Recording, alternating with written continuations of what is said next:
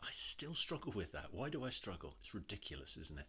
Anyway, thanks very much to all of you who've watched the few videos I've got up there, and I'm hoping to continue the energy and keep things going. So keep encouraging me, drop some likes, do some subscribes. None of it costs you any money, but it just encourages me, and that's a lovely thing to have. A pat on the back, well worth having. Always nice to get them. Okay, sleep. Let's talk about sleep.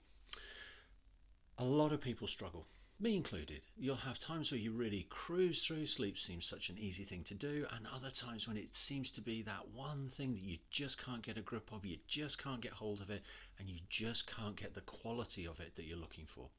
But there are a few things that we can do.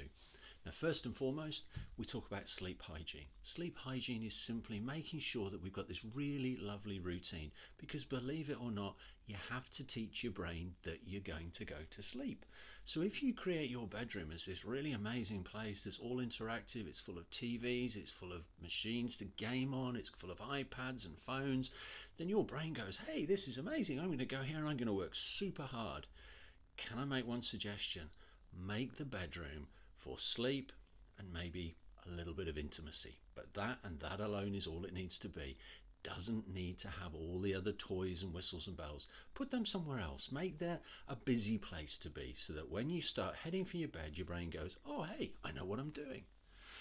Okay, once you've sorted out getting the bedroom into a place where you're going to go to sleep, then the next thing we want to think about is some of the routines that we put in there. So let's think about all those sort of things like tea and coffee. Believe it or not, some of the research will show us that in fact caffeine that we take in the form of tea, particularly coffee, up to 12 hours after our last intake will still affect the quality of our sleep.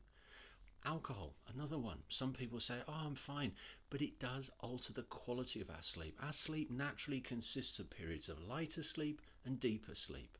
One of the things you can do if you really want to look at how you're sleeping, there's some really cool little sleep apps out there. Again, go onto your app store, have a little play through. Just please don't be spending a huge amount of money. Some of them want to get you to pay huge sums. Don't. Go for the free ones, trial them. What you're looking for is something that engages you, gets you interested, and gives you some little tips as you go.